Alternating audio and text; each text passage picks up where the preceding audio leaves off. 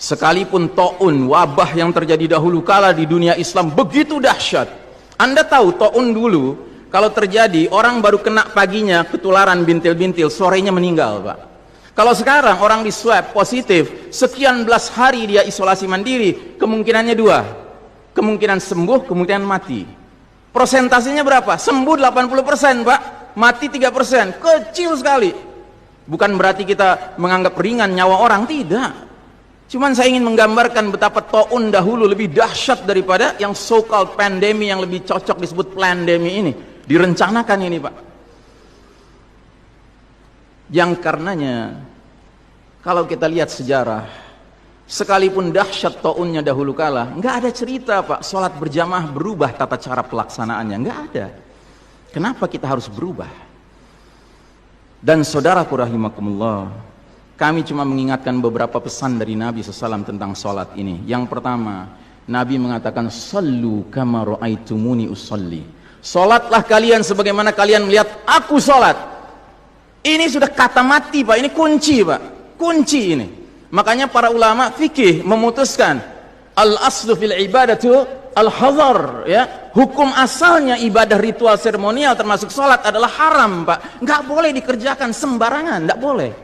Apalagi setelah dia ada aturannya, terus kita berkreativitas menyangka itu lebih baik untuk keselamatan dunia kita, sementara kita tidak peduli dengan keselamatan akhirat kita. Nabi Muhammad SAW menyatakan, hari berbangkit nanti aku akan menunggu umatku di depan telagaku. Aku akan bisa membedakan siapa umatku, siapa yang bukan. Umatku adalah mereka yang wajahnya, tangannya, kakinya bercahaya bekas wudu. Tapi ketahuilah, ada sejumlah orang wajahnya bercahaya, tangannya bercahaya, kakinya bercahaya. Aku panggil mereka, halumma, halumma, tapi dihalau sama malaikat. Tidak boleh mendekat.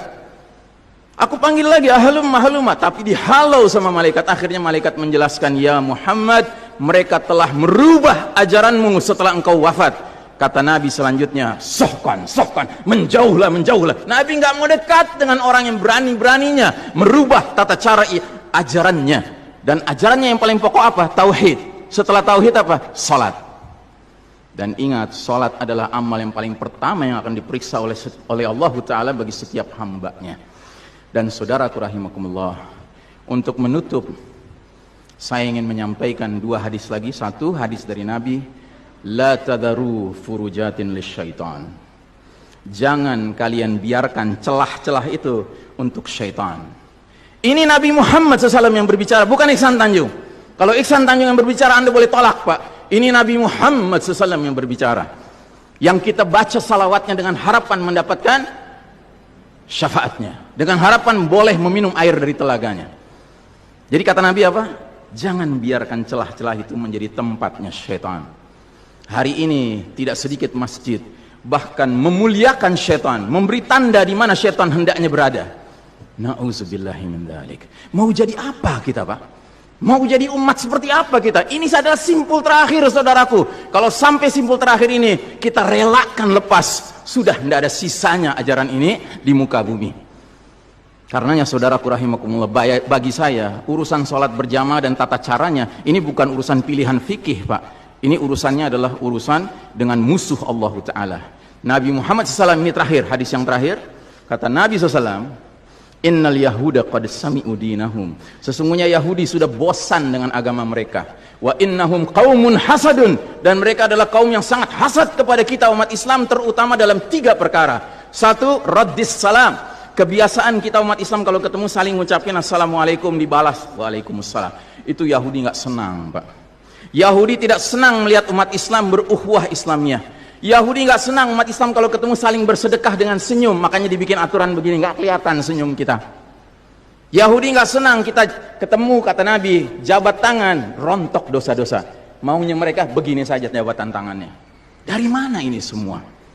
Yang kedua, mereka hasad sama kita dalam urusan apa? Iqamatis sufuf, dalam tata cara kita menegakkan saf kita. Ingat, Pak, saf dikatakan tegak syaratnya 2. 1 lurus, 2 rapat. Bukan hanya lurus tapi renggang-renggang, atau rapat tapi meliuk-liuk. Tidak, harus dua-duanya lengkap. Sehingga Nabi sampai bertanya, kenapa kalian gak bersaf seperti malaikat di hadapan Allah? Para sahabat bingung, bertanya, bagaimana malaikat? Kata Nabi, mereka mendahulukan saf awal dan mereka saling rapat satu sama lainnya. Jadi Nabi itu bangga kalau umat Islam sholatnya seperti para malaikat di hadapan Allah Ta'ala. Harusnya itu menjadi kebanggaan kita juga. Dan harusnya kita tersinggung kalau ada pihak yang berusaha untuk mengacak-acaknya. Dan yang terakhir, yang ketiga, Yahudi itu hasad sama kita dalam urusan apa? Dalam urusan umat Islam di belakang imam sholat wajibnya mengucapkan amin. Makin keras suara amin itu, makin geram mereka. Karenanya mereka bikin aturan sempat 2 bulan masjid ditutup sama sekali. Nggak terdengar suara amin dari jamaah karena nggak ada yang boleh ke masjid.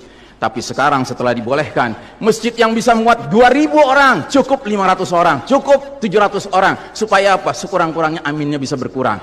Maka sekarang pertanyaan besarnya adalah, untuk siapa kita sholat? Liman nusalli? Lillahi awlihaula? Atau untuk mereka? Inna salati wa nusuki wa mahyaya wa mamati lillahi rabbil alamin. Mudah-mudahan apa yang saya sampaikan tidak membuat bapak dan ibu makan nggak kenyang, tidur nggak nyenyak, tetapi semakin sadar betapa kita sedang hidup di era penuh fitnah di akhir zaman, dan musuh-musuh Allah sedemikian sistematis, sedemikian terencananya membuat kita sadar tidak sadar meninggalkan din kita. Yang paling mengerikan kalau sampai sudah nggak ada perasaan lagi risau dengan ini semua. Karena apa? Nabi bersabda, siapa lihat kemungkaran ubah dengan tangan, nggak bisa dengan lisan, nggak bisa dalam hati. Dalam hati itu maknanya apa? Ingkari itu sebagai kebenaran, itu mungkar. Dan itu kata Nabi selemah-lemahnya iman. Sehingga di hadis yang lain kata Nabi, kalau mengingkari saja sudah nggak ada iman sama sekali. Nah, yang kita khawatir kalau kita ternyata ridho saja dengan aturan sholat WHO ini, Pak. Padahal harusnya kita sholat dengan cara Nabi Muhammad SAW, bukan caranya Tedros atau Bill Gates, tetapi lebih sedikit. Ya, tetapi kepada jamaah, inilah nasihat dari hati yang paling dalam kepada saudara-saudara yang saya cintai karena Allah, yang kita sama-sama bersalawat, kita sama-sama mengharapkan air dari telaga Nabi, tapi boleh jadi nggak semua kita ngerti apa yang harus kita lakukan agar air telaga itu dapat jaminan kita boleh meminumnya.